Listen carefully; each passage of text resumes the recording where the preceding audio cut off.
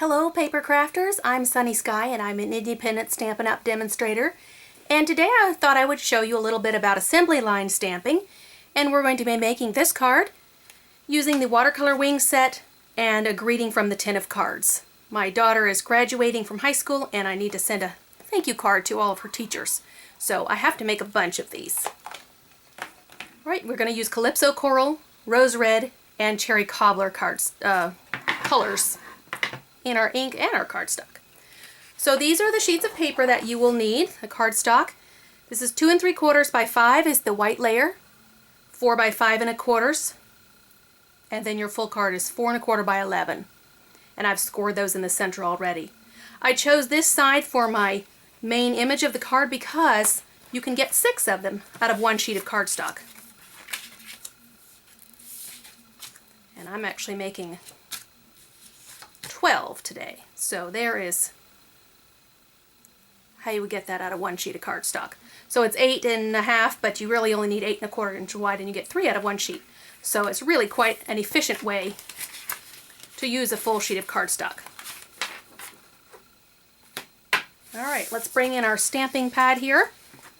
Calypso Coral will be the smallest the background section of our butterfly. We're using this smaller butterfly from the set. And I'm stamping off a little bit.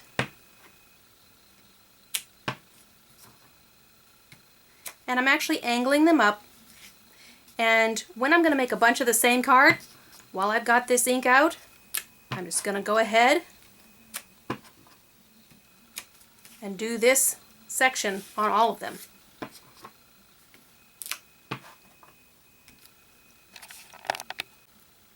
Okay, so I finished doing this first stamp on all of these, and now I'm going to take this background stamp, it's just the little row of dots, and I'm going to put it to the left top and the bottom right, and that's why I kind of did my butterflies slightly slanted. And you notice that I am using a little bit of a mat under my stamping. When you're using the unmounted stamps, that don't have the, or the photopolymer anyway, that don't have the foam on the back, it's nice to get a little cushion behind where you're stamping. So I'll just continue on and do all of these. Now you can use your Stampin' Pierce mat as a cushion behind your stamping images. This is a piece of fun foam that I got from the hobby store. Or you can use a mouse pad. We always have a few spare ones around the house. My husband will sometimes bring them home from his office with the company logo on them. And those are great for just putting behind your stamping. This particular stamp set and a lot of our double 2-step and 3-step stamp sets are pretty forgiving if you don't get exactly over the image that you used before. And so I'm going to use this Cherry Cobbler on the final step on these butterflies. And I have the body, and then I also have the antenna. And this is not a Stampin' Up! Clear block, but I already had it and it works well for this. So I'm not going to get a different one out. This is a cubed block. And so I just have one stamp on one side and the other on the other right next to it, so I'm still not blocking my view for the top.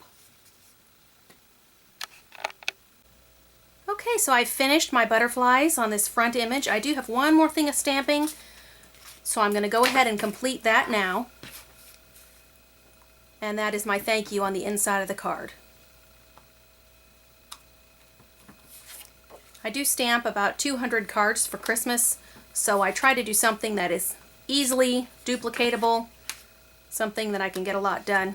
I don't always do 200 of the same. Sometimes I'll do 20 or 50 of one and then do more. But usually if I like it enough to give it to everyone for Christmas, I do them all the same.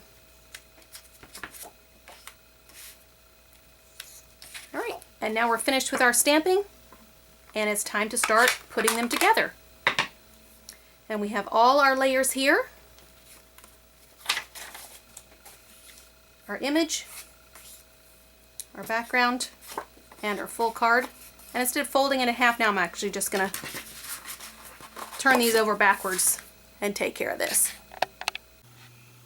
Okay, I'm just finishing up the layers on these cards.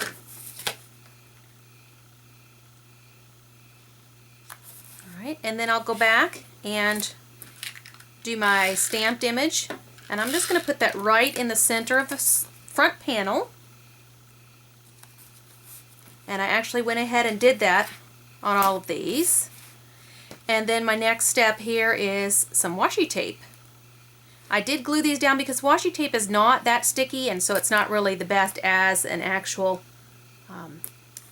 to adhere your layers together. It's best to have some other kind of adhesive on there as well. I'm just putting this in the corners. Now this washi tape is retired, but it goes really well with these cards, and so I decided it would just add a little something extra, and I want to use up anything that I've got that's retiring or retired because I'm excited for the new catalog coming out next month, and I want to need lots of new stuff. So I hope you've enjoyed this little tutorial today, just showing a little bit of how I assembly line stamp, and I hope it is helpful for you. And thank you for sharing this fun card with me.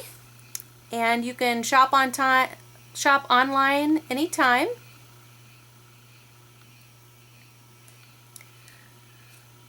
So thanks for joining me today, and shop online anytime at stampinwithsky.stampinup.net.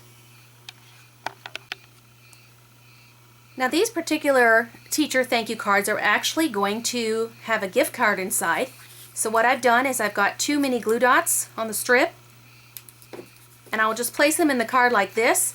And once I'm ready to actually send these and the gift cards have been chosen, I will remove this and just put that gift card right on top. And that way it doesn't fall out of the card, and the gift and the card are right there. Okay, I have my washi tape on all my cards, and I have one final thing, and that is I have a name and address stamp, and I like to stamp the back of my cards since they are hand stamped. I don't want somebody to think I just got them from Hallmark, and so I do that on all of these. And then I'll just fold them in half and get them in the envelopes. So thanks for joining me today, and you can shop online anytime at stampinwithsky.stampinup.net. Well, I hope that you found assembly line stamping to be an efficient and enjoyable use of your time. And if you enjoyed this video, please subscribe to my channel and share with a friend. Thanks for joining me today, and you can shop online at stampinupinc.net.